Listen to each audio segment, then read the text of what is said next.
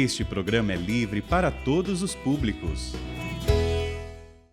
Eu vou começar essa minha reflexão, depois eu pego a palavra que eu escolhi para hoje, a partir de um pequeno exemplo, de um testemunho muito forte que me comoveu muito há mais ou menos um mês, quando eu tive a oportunidade de estar diante de um amigo ateu, convicto, até partilhei isso com o meu grupo, um ateu muito convicto, mas muito instruído acerca da fé cristã. Foi quase padre, um homem brilhante nas suas ideias, de uma lucidez rara nos dias de hoje.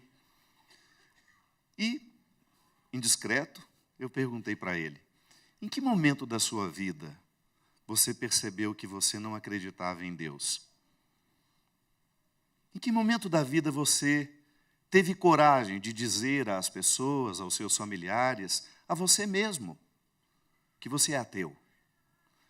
Ele virou e falou para mim assim, eu nasci numa família muito católica, cresci dentro das tradições católicas, conheço-as de cor, porque era muito fervoroso, até que um dia eu estava numa adoração ao Santíssimo Sacramento, na noite de quinta-feira, sabe aquela solenidade da Sagrada Eucaristia?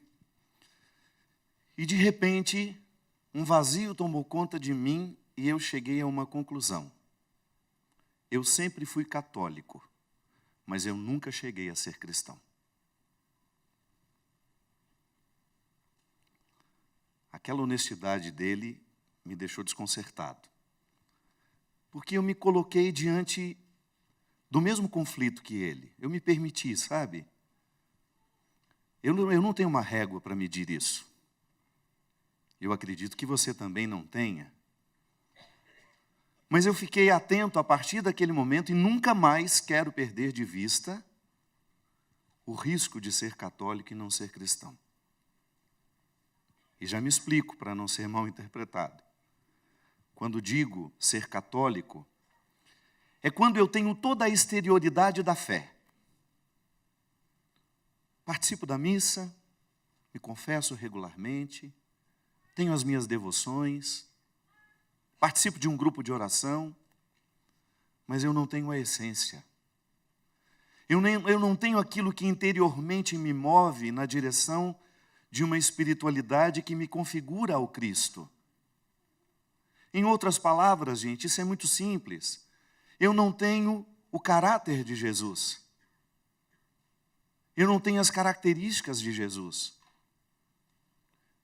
Eu não consegui, ao longo da minha vida, mesmo sendo tão católico, permitir que a minha mente fosse transformada pela mentalidade de Jesus.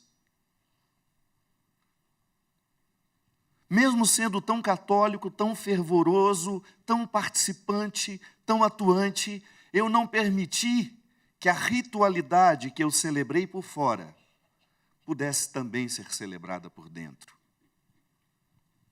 É como peregrinar. Há uma diferença tão sutil que eu aprendi com essa minha irmã, que está diante de mim, a Fabiana, que peregrina comigo já há alguns anos. Eu aprendi com essa menina uma diferença muito sutil entre ser peregrino e ser turista. Nós podemos muito bem ter vindo à Terra Santa 300 vezes. E a gente ainda não ter encontrado o Santo da Terra. A gente conhece de cor os lugares, já tiramos fotografias de todos os lugares, mas nós ainda não vivemos, não fomos provocados pela mística dos lugares. Saímos vazios, voltamos para casa sem as repercussões dos lugares santos, mas, sobretudo, do que Deus quer provocar em mim em cada lugar. O chão nosso de cada dia. Eu não tenho a régua para saber o quanto eu já sou católico e o quanto eu já sou cristão. Na coerência que a igreja espera de nós, deveria ser a mesma coisa. Mas sejamos honestos. Tenhamos coragem de viver essa nudez diante de Deus.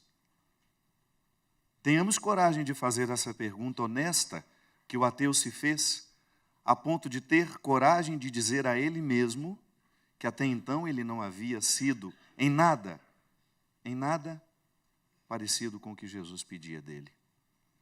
Embora ele reconheça que ele viva as virtudes aristotélicas. Você sabe que a quem não tem Deus, se tivesse Aristóteles, já seria um bom cidadão. Porque Aristóteles não nos dispensa de viver as regras da boa convivência, a busca das virtudes. Aristóteles é tão importante para a fé cristã que Tomás de Aquino e Agostinho buscou justamente neles uma base filosófica fabulosa para construir, para elaborar o pensamento, não, para construir não, porque o pensamento de Jesus já estava ali, para ajudar a colocar diante dos sábios, diante dos inteligentes, diante dos que gostam de lógica, a palavra de Jesus. Porque você pode muito bem pegar o intelectual que olhe para o pensamento cristão e, sem conhecê-lo, diga que pode ser uma coisa de ignorante? Não, vá ler Tomás de Aquino para ver. A complexidade do pensamento de Tomás, a sabedoria de Agostinho, e fazendo jus, um elogio histórico, que eu acho que vale antes que ele morra. Você sabe que, em termos de representatividade histórica do pensamento cristão, Bento XVI é uma das maiores referências da história da Igreja.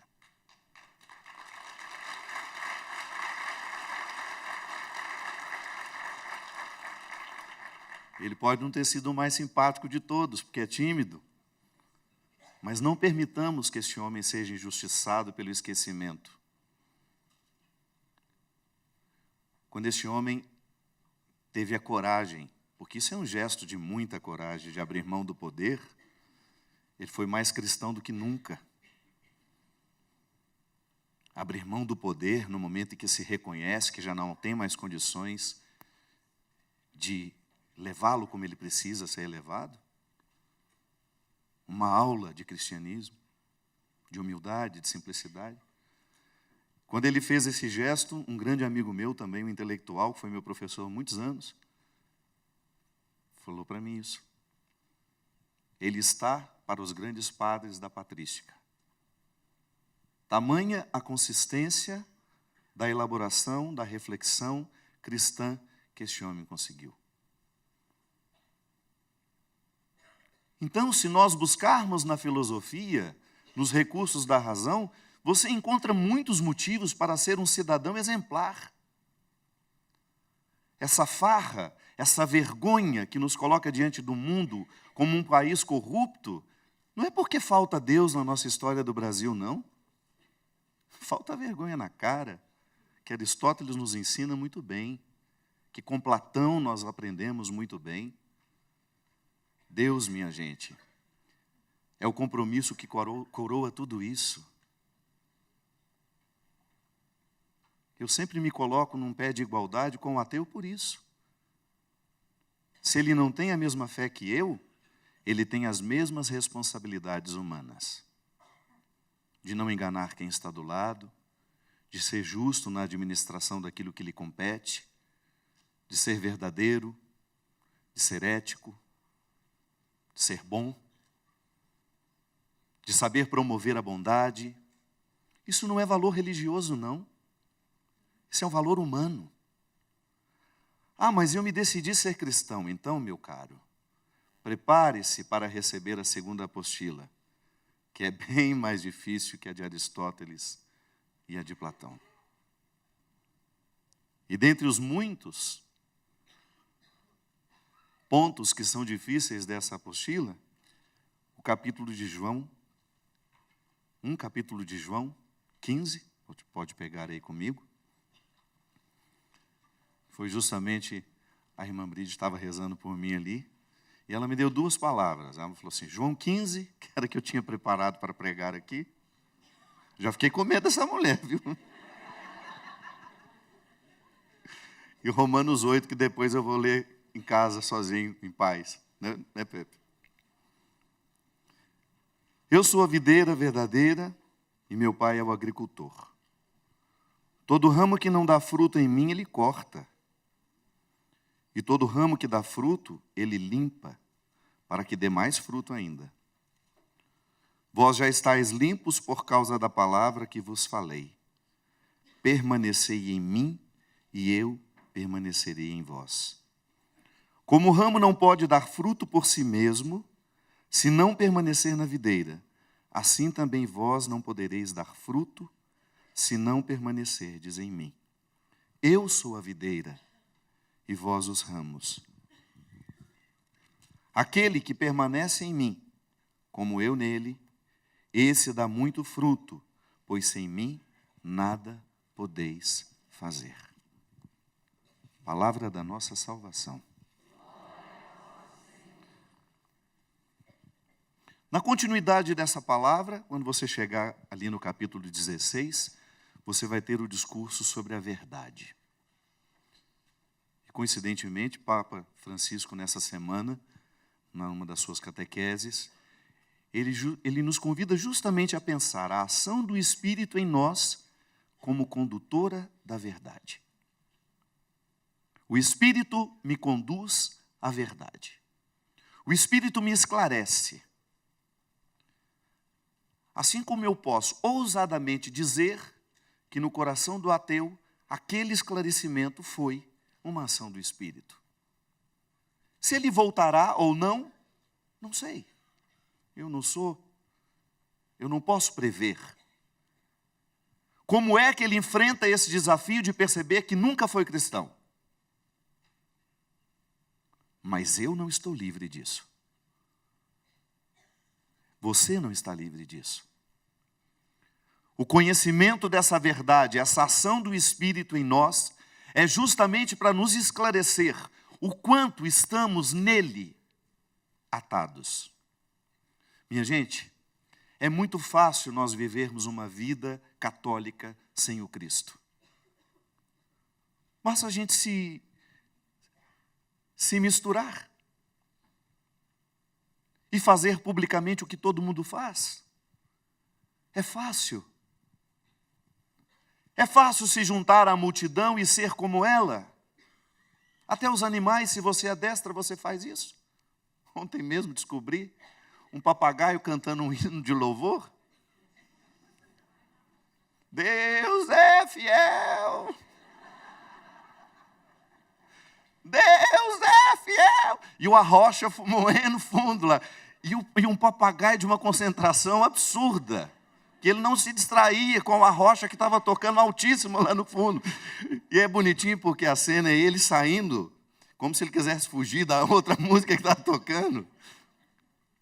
Adestra um animal e ele reproduz comportamentos humanos.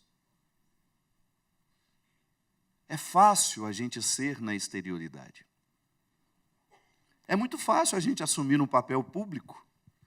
É por isso que quanto mais público fica o nosso ministério, maior é o perigo de que o diabo nos pegue pelos pés, que é justamente onde nós temos de encontrar o chão nosso de cada dia. Quantas vezes, minha gente, honestamente, eu reconheci que o chão que eu estava pisando não é o chão que Deus tinha me dado, mas é o chão que o diabo fez questão que eu estivesse. Faltou-me o discernimento. Não permaneci. Não tive contato com a verdade. A verdade é uma realidade que nos envolve desde que nós nascemos. Eu, antes de viver a minha verdade cristã, essa que nós estamos refletindo amplamente, eu faço a minha verdade, eu vivo a experiência da minha verdade pessoal, que na verdade não tem diferença. Quanto mais eu me conheço, mais eu vou tendo acesso àquilo que Deus pôs em mim. Mas se eu não cuido, eu me transformo em tantas outras pessoas, menos eu. Você precisa lidar com a verdade pessoalmente, diariamente. Mas quando você toma contato com o Evangelho, você é confrontado com uma outra verdade, que tem o poder de esclarecer todas as suas mentiras. É por isso que eu acho fantástica a postura de Jesus e a paciência que ele tem com os pecadores. Você pode observar que em nenhuma passagem do Evangelho, Jesus demonstra ter dificuldade com os miseráveis e os pecadores. Agora, é interessante que no encontro dele com o jovem rico, que chegou trazendo todos os currículos que ele tinha da vida, não é? Jesus olha, eu fico até imaginando a cena. Aquele bando de gente ignorante que ficava ao redor dele. Não tinha muita gente preparada. Os discípulos eram mais ou menos como a gente. Um pouquinho melhores, um pouquinho piores, depende de onde nós estamos na história. Aquele rapaz traz todos os diplomas e oferece a ele, olha, se quiser eu posso ficar ao seu lado. E na verdade o que Jesus diz para ele não é uma dispensa, é um convite à verdade. Ô meu querido, agradeço a sua boa intenção, mas ainda lhe faltam alguns aspectos que são essenciais, que não é justamente isso que você me trouxe e me apresentou como uma possibilidade para você alcançar a vida eterna como você tanto quer. É o contrário, desconstrói. Desconstrói. Fique nu. É preciso experimentar a nudez para saber quem de fato somos. E é por isso que a nudez será sempre uma oportunidade de verdade, ainda que ela nos seja humilhante. Sabe? Às vezes Deus precisa que nós desconstruamos a estrutura que construímos em torno de nós e que nos esconde tanto. Às vezes isso nos chega por uma doença, às vezes isso nos chega por uma morte, por uma perda, por uma contrariedade, por aquilo que de fato não aconteceu como você esperava. Se nós não somos desconstruídos diariamente diante do espelho, nenhuma verdade será acessada. Morreremos sem conhecer este Cristo que nos quer configurados a Ele. Morreremos sem ter acesso a este Cristo que é o caminho, a verdade e a vida. Eu sou cristão, eu não sou obrigado a ser. Eu teria muitas outras experiências religiosas para viver se eu quisesse, mas eu escolhi isso. Então, diante dessa escolha, eu não posso abrir mão dos benefícios que ela me traz. E os benefícios que o cristianismo me traz, e são esses que eu reconheço diariamente como pauta da minha pregação, é justamente a desconstrução favorável para que eu tenha conhecimento de quem eu sou. E sabendo quem eu sou, eu criar o espaço da minha atuação e ficar atento, vigiar, orar, para que este espaço não seja profanado pelos diabólicos de plantão, pelos que não querem a nossa verdade, pelos que estão indispostos à nossa verdade. Eu não sei o que você consegue medir do seu catolicismo na relação com o seu cristianismo. Mas o texto de hoje nos ajuda.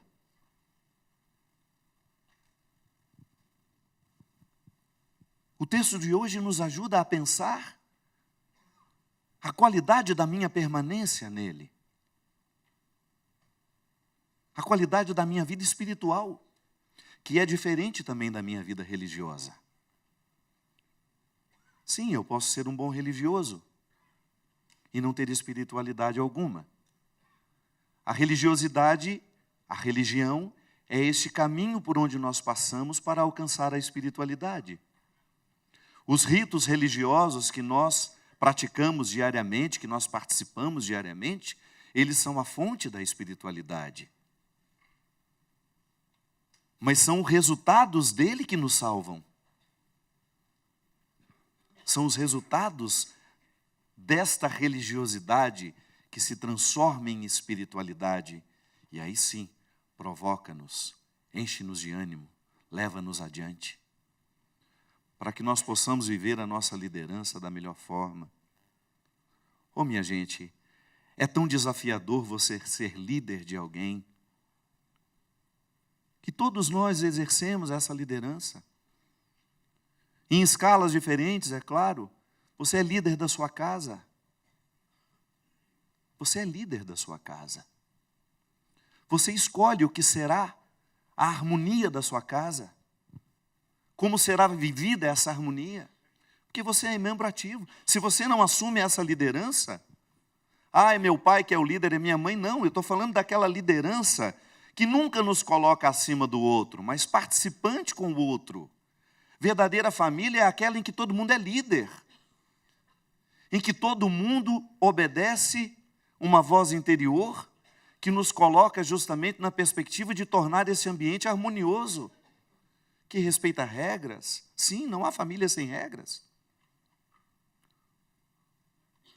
O permanecer no Cristo é justamente descobrir o como exercer essa liderança no mundo de hoje. E volto a dizer, é muito fácil a gente se esconder atrás da liderança que nós temos. Eu, como padre, então, é um perigo. O sacerdócio é um risco para mim. Da mesma forma como é uma fonte da minha salvação, ele pode ser o meu risco de queda. Depende de como eu exerço o meu sacerdócio. Depende de como eu interpreto. Do quanto eu permito que a verdade me esclareça, já que a verdade é Jesus. Do quanto essa verdade me esclareça acerca do como eu devo ser, de como devo estar, de como devo fazer. São vários verbos da nossa conversão. São vários. Como faço, como sou, como penso, como amo. Tem até a música do Padre Zezinho, né, Sapo? Acho que é Mi maior, não é, Dunga? Um dia uma criança me parou, olhou-me nos meus olhos a sorrir, caneta e papel na sua mão, tarefa escolar para cumprir, e perguntou no meio de um sorriso o que é preciso para ser feliz. Agora, vamos lá.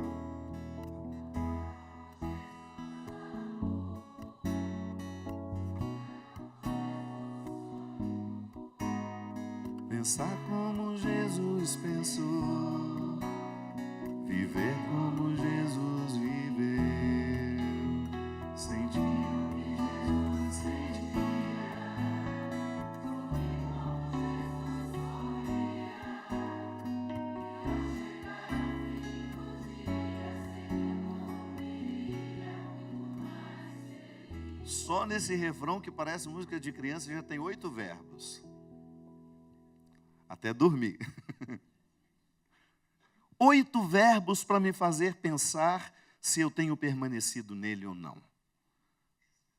8 verbos numa canção simples para me ajudar a discernir se essa verdade que é Jesus, porque nós acreditamos assim. Volto a dizer, você não é obrigado a ser cristão. Mas se você acreditou, você vai ter de honrar esse papel para o seu benefício. O cristianismo não faz mal a ninguém. Nunca vi uma pessoa ser prejudicada por ser cristã, se ela foi de verdade encaminhada ao coração do cristianismo. Eu estive agora há pouco numa região do Pará para conhecer uma obra de um lugar chamado Lar da Tia Socorro.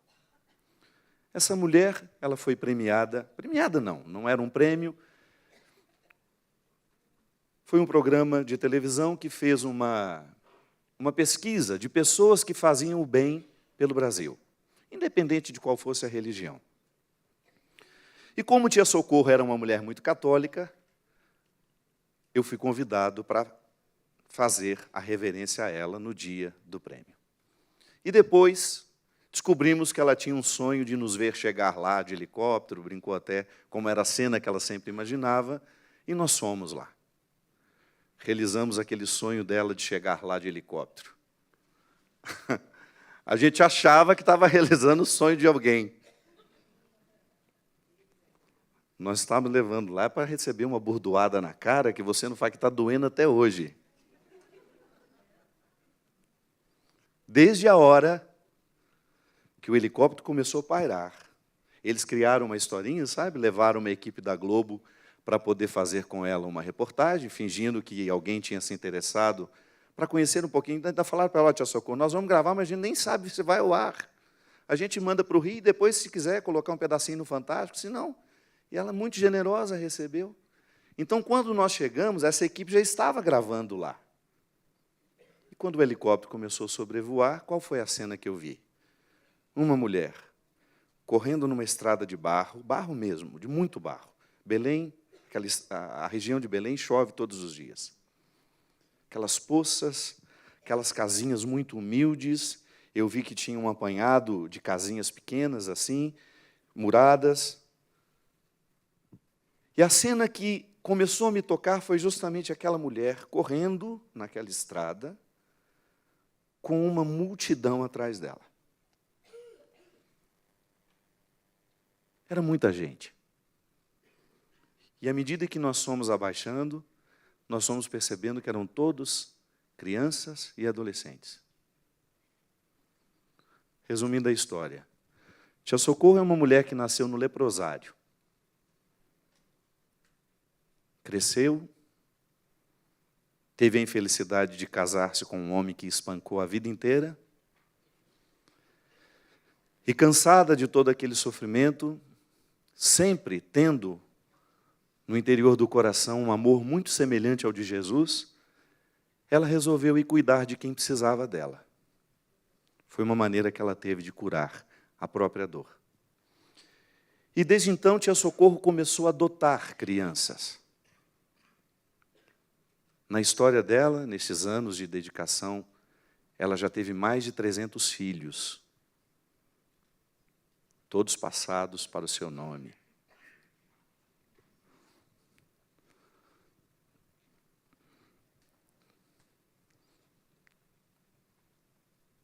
Ela foi sendo curada assim, dos desamparos que ela viveu. Aí quando entramos naquela simplicidade toda, parecia que Deus estava tão à flor da pele, que era como se Ele pudesse ser materializado e tocado ali naquela hora. Era um espaço de tanto amor. E, ao mesmo tempo, era um espaço de tanto sofrimento. A primeira cena que nós vimos foi um garotinho de mais ou menos 1 ano e 2 meses, no colo de uma adolescente. E aí a gente apertou, o menino bem bochechudinho, bonitinho. Que coisa mais bonitinha, tia Socorro. Quem é esse menino? Eu falei, meu filho, chegou ontem. Eu falei, como assim chegou ontem? Como é que chama essa instância responsável pelas crianças? Conselho tutelar.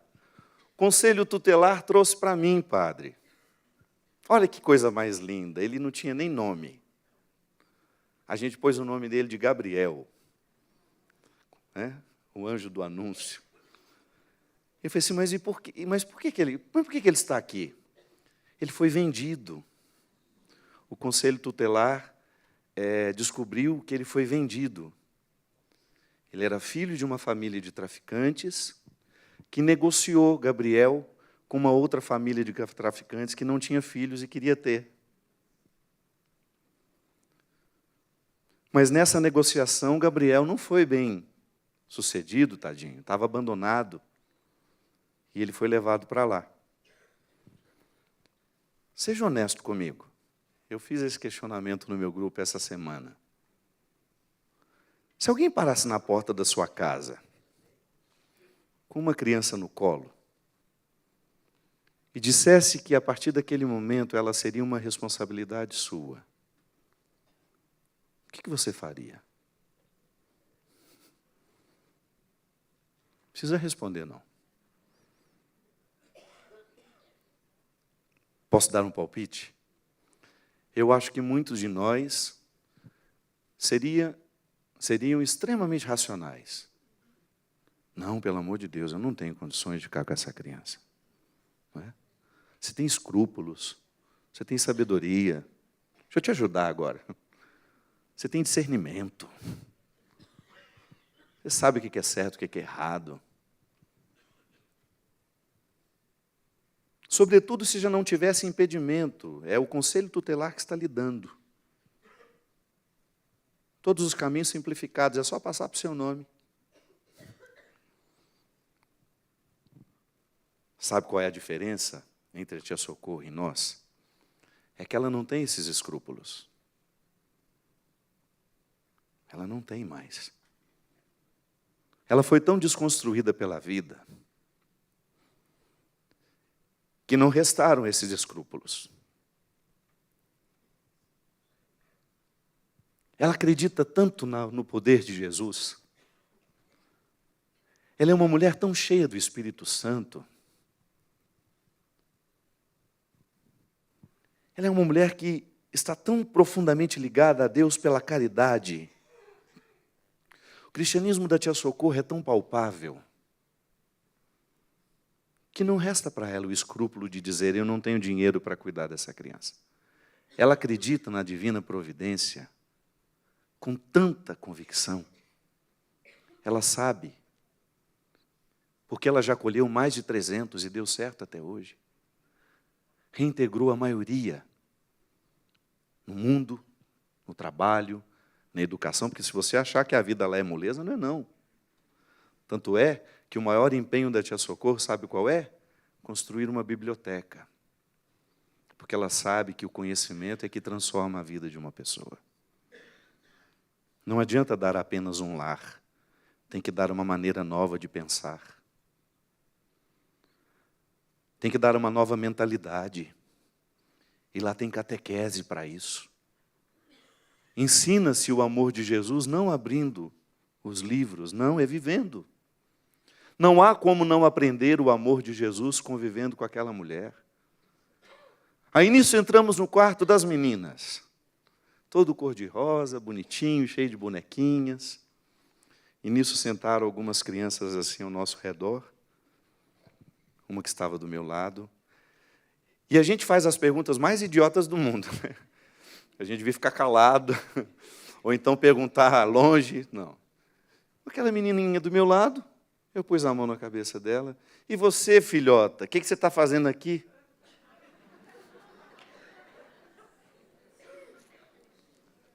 A tia Socorro, que também já não tem mais escrúpulos com a crueza humana,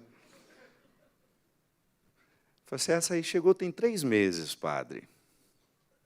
Falou o nome da menina. 11 anos. Grávida. Chegou para mim grávida. Quem é o pai? Mais uma pergunta idiota. Não sabe. Porque ela era prostituída pela própria família. Prostituída pelo pai, pela mãe. Sabe quanto que a menina cobra um programa? R$5.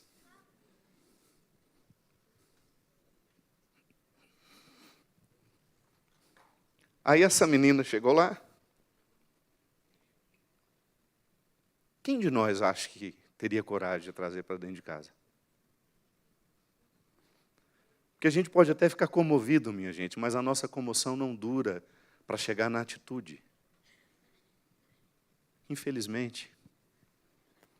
Aí uma outra do meu lado, aí eu já com receio das perguntas, já sabendo que aquele lugar era um lugar de silêncio e de contemplação. Essa não precisei dizer, essa escorou no meu braço assim, segurou, começou a chorar, chorar, chorar, aí deitou no meu colo. Aí ela falou assim: essa tem 12 e está grávida do pai. Grávida do pai. A menina soluçava, gente, soluçava, soluçava, soluçava.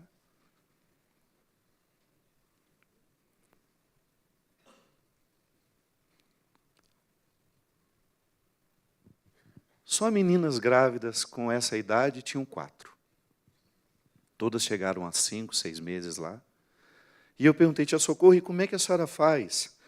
Eu falei, meu filho, eu busco os recursos que eu posso, os meus vizinhos me ajudam, eu conto com as psicólogas que vêm da prefeitura, mas ninguém vai embora daqui, padre, se bater nesse portão dizendo que precisa de mim.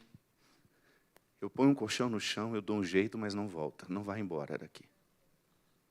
E nisso, saímos de lá, eu abracei tia Socorro, foi bem assim no corredor daquela casa, numa das casas, e de repente ela ficou abraçada assim comigo, e eu olhei para trás, tinha justamente um papel grudado na parede, grande, quase que do tamanho da parede inteira, um Cristo com uma criança assim no colo, e o Cristo sorrindo assim, sabe? Aquela expressão feliz, com a criança no colo. Do fundo do meu coração, ali, naquele momento, era como se eu visse a cena. Eu era criança, e Jesus era tia Socorro me abraçando ali. Às vezes Deus nos tira da nossa casa, nos coloca diante de um espelho que nos envergonha. Eu fiquei com vergonha de mim. Fiquei com vergonha e mais. Voltei com um desejo imenso de ser dela um parceiro, de verdade. Não quero ir lá me comover, voltar para casa e esquecer que a tia Socorro existe. Não. Eu quero ser um parceiro dela. Você sabe por quê? À medida em que nós ficamos mais próximos de pessoas que já encontraram a verdade, a gente fica mais verdadeiro também. Perder tempo com a futilidade? Não. Eu quero quem me mostre a vida.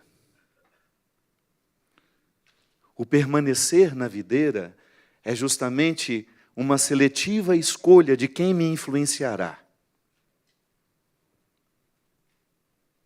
O permanecer na videira é eu ter o meu contato diário com o Cristo, seja através dos ritos religiosos, seja através da meditação da palavra, seja através do estudo, seja através do conhecimento, mas é também a oportunidade que eu tenho de segurar nas mãos de quem já viu Deus de perto. Sim, minha gente, há muitos entre nós que já viram Deus de perto. E destes nós precisamos nos aproximar. Com estes nós precisamos fazer parceria. Ontem, na vigília de Pentecostes, a Kátia profetizou que Deus nos queria um. Não foi? Que sejam um. Eu acho que nunca isso foi tão necessário nos nossos dias. Nós estamos num país tão dividido entre eles e nós. Pode observar. A crise política nos colocou como se nós estivéssemos em 2 campos de batalha. Aqueles que defendem estes ou aqueles que defendem estes. Vamos ter coragem de nós cristãos sair destes campos? Vamos ter coragem de neutralizar o poder dessa guerra? Estando de um lado só. Estando do lado daqueles que promovem a vida. Estando ao lado daqueles que não abrem mão de beber na fonte do Evangelho. O Evangelho vida, não a teoria. Porque quando você pensa no Evangelho enquanto vida, que é justamente o significado da palavra, você fica menos preconceituoso. E eu tenho agradecido muito a Deus pelos passos que a igreja tem dado na direção de estar ao lado dos diferentes, dos que creem diferente. O Papa Francisco é um homem que está lutando para que esses muros sejam quebrados. E é claro que ele deve sofrer muito ali dentro, porque há muita resistência. Mas não sejamos nós construtores de muros que nos distanciam. O Evangelho é urgente. É urgente. E nós não podemos perder tempo com as nossas mesquinharias. Não se prenda aos seus cargos. Eu sei que dentro da renovação nós temos muitos cargos, muitas autoridades disso, autoridade daquilo, nós temos muita gente dos coletinhos, cuidado com isso. Algumas vezes eu falei sobre isso, eu tenho muito medo dos coletes que nos identificam, dos cargos que nós exercemos, porque eles podem ser o lugar da nossa condenação. Eu nem era padre ainda e uma vez acompanhei uma situação que eu tinha um coordenador, trabalhava naquela comunidade e eu tinha um coordenador do CAEP, lembra disso? Não sei se ainda existe. Como eu não tenho paróquia, né? Ele era o coordenador do CAEP. E era uma conversão recente, uma conversão de uns 10 anos. E eu presenciei algumas cenas dele como presidente do CAEP, que um dia na intimidade eu disse para ele, falei, meu irmão, abandone esse cargo, desista desse poder, porque ele está lhe retirando de Deus. Você está perdendo o seu cristianismo. Volte a ser mais um dentro da comunidade. Desconstrua-se. Um pouco da linguagem de hoje. Volte a ser nu. Só eu e o Cristo. Só eu e Ele. Como é que nós funcionamos? Como é que nós somos quando eu não estou público nos meus cargos? Eu fico bem com Ele ou eu tenho necessidade do cargo para ser com Ele? Sabe? Eu preciso de ser padre para ser cristão? Será que o exercício do meu ministério sacerdotal está me projetando tanto que isso acaba me escondendo da oportunidade de ser cristão? É uma pergunta que me faço todos os dias. Você não tenha medo dessa pergunta. Porque no fundo, o que nos salvará é o tanto que da tia Socorro, que já é parecido com Jesus, também já estiver em nós. Na nossa capacidade de amar. Na nossa capacidade de pensar. Volto a dizer, tia Socorro já tem um pensamento muito, mas muito parecido com Jesus. É uma mentalidade já transformada pelas missas que ela participou? Não. As missas apenas ajudaram a entender o sofrimento. Ali, a ação, o barro que Deus mexeu, foi a vida sofrida daquela mulher. Foi ali que aquela mulher foi transformada.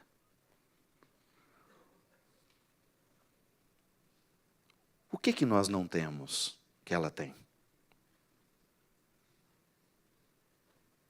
Não sei. Se vocês descobrirem, vocês me avisam. O que eu sei é que hoje, para mim, essa palavra do permanecer tem de ser uma regra de vida. Se nós não permanecermos nele, nós pregaremos a nós mesmos. Nós ficaremos presos aos nossos cargos. Nós perderemos a caridade sem perceber. Nós nos acharemos mais importantes do que Ele. Nós nos colocaremos acima de qualquer outra realidade. Quando, na verdade, o Evangelho, embora ele nos convide a procurar as coisas do alto, é descer, não é? Essa minha guia querida aqui, a Selma, a Daphne também, duas grandes mulheres competentes na história de Israel. E visitando essa semana, estando no chão de cada dia, eu aprendi uma coisa sem que ela me dissesse nada. Se você quiser conhecer, o Dunga sabe melhor que todos nós, porque já é praticamente um guia formado. Me oriento muito quando ele está por aqui. Se você quiser conhecer o passado, terá de escavar. Não tem? Se você quiser conhecer o passado de Israel, não é nessas ruas que a gente anda. É naquelas que nós não estamos vendo, na cidade que já está soterrada. É essa Jerusalém que foi de Jesus. Se quiser conhecer, Pepo, tem que descer à igreja original. Não a que tantas vezes nós oferecemos ao Cristo hoje. Temos que voltar às nossas origens. Obra de Maria, se quiser continuar prosseguindo, tem que voltar lá ao chamado original. Os franciscanos, se os franciscanos que comandam a Terra Santa quiserem continuar franciscanos, não basta o hábito e nem o nome. Se eles não descerem a Francisco, eles se tornam qualquer outra coisa, menos franciscanos. E você é cristão? Escave para conhecer o Cristo. Cave dentro de você. Foi o Senhor mesmo que disse que não seria aqui, nem seria ali. Ele relativiza de forma muito responsável a geografia. É em você. Foi o que ele disse à samaritana. Cave dentro de você. A verdade já está aí. Se por acaso eu posso lhe ajudar na mediação, ou se tem um padre que você gosta muito de ouvir, ouça-o. Mas não se esqueça que o destino final é você.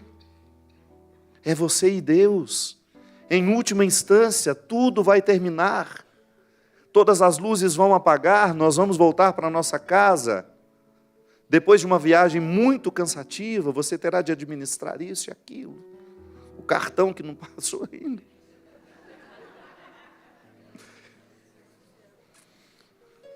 Mas não perca a oportunidade de ficar você e ele a sós. Para saber o que você é quando você está com ele. Há um filósofo que tem uma coisa que eu gosto muito. Ele diz que toda vez que um eu se encontra com o outro, nasce uma terceira pessoa. Martin Buber. Vocês são casados? Como que é seu nome? O Vanderlei e a Lúcia. Vanderlei é uma coisa, mas quando ele está com Lúcia, os dois formam uma outra. Diferente da pessoa que você forma quando você está com outro amigo seu. Não é assim que funciona? É por isso que vocês se apaixonaram. Porque vocês gostam da pessoa que vocês formam quando vocês estão juntos. Os nossos melhores amigos são assim. São aqueles amigos, é aquela pessoa que você forma uma terceira pessoa que você não forma com nenhuma outra. E é até diferente quando tem uma outra junto, né? Pronto, está explicado filosoficamente por que nós nos amamos, ou então por que a gente não tem tanta simpatia pelo outro. O que nós formamos quando estamos juntos, não é a mesma que nós formamos quando estamos juntos. Agora pensa isso quando é Deus em nós. Já imaginou? Como Jesus ganha em quantidade? Quando eu estou a sós com Ele. Mas sem as minhas atribuições. Eu tenho muitas atribuições. O padre fundador da congregação que me ordenou, dizia assim que Deus não pode fazer absolutamente nada com as nossas obras, se antes Ele não possuir o nosso coração. Vou repetir isso? Deus não pode fazer absolutamente nada, se antes não possuir o nosso coração. O que Jesus é com você, Ele não é com ela. Viu? Só você pode fazer o que Jesus pode fazer em você. Tome posse disso. O que Jesus é com você, Ele não é com ela. Porque Ele conta com a sua, olha uma palavra bonita para você guardar, idiosincrasia. Nossa, que coisa horrorosa. Parece o nome de pomada. Sabe o que é idiosincrasia? É aquilo que lhe define. é aquilo que você é essencialmente e que lhe difere dela. Então, se o Deus que eu preciso representar está nos subterrâneos de quem eu sou, Ele vai contar com este trabalho artesão diário. Eu quero chegar a esse Deus. E aí, minha filha, o que você fará ao mundo, o que você fará pelo mundo, é um benefício que toca e faz outras pessoas quererem fazer o mesmo. Assim como a Tia Socorro provocou em mim. Porque o que Tia Socorro é com Jesus é diferente do que eu sou quando estou com Ele. Então, por isso eu não tenho o direito de dizer, eu não vou fazer a minha parte porque você já está fazendo. Não.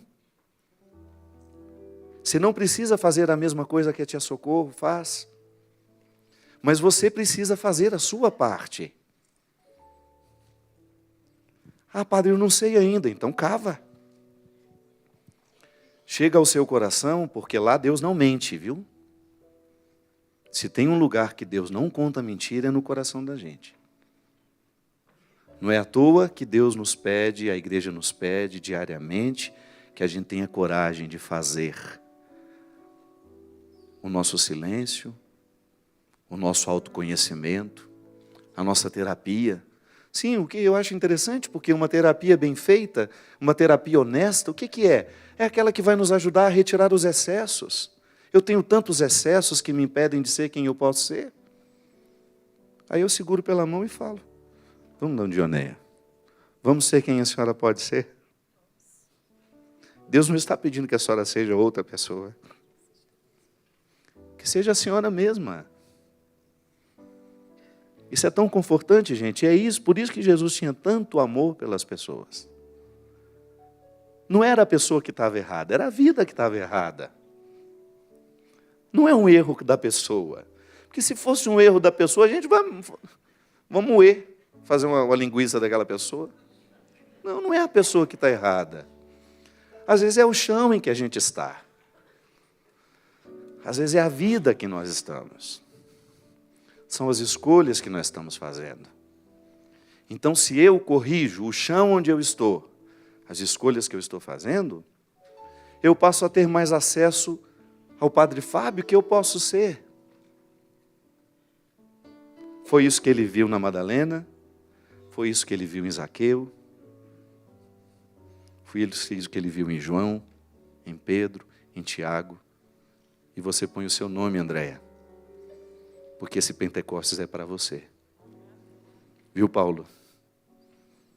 Elizabeth, Janilo, Pentecostes é para nós. Nos trouxe a Jerusalém para que nós pudéssemos, quem sabe, tirar uma pedra daquilo que nos impede ser quem a gente é. Se você tirou uma única pedra daquilo que lhe impede de permanecer no Senhor como Ele nos pede, já valeu ter vindo aqui, minha gente. Já valeu ter cruzado o Atlântico e vir a Jerusalém para saber que a pequena e a maior distância, a mais difícil de todas, é chegar aqui dentro. É chegar aqui dentro. Muito obrigado pela oportunidade.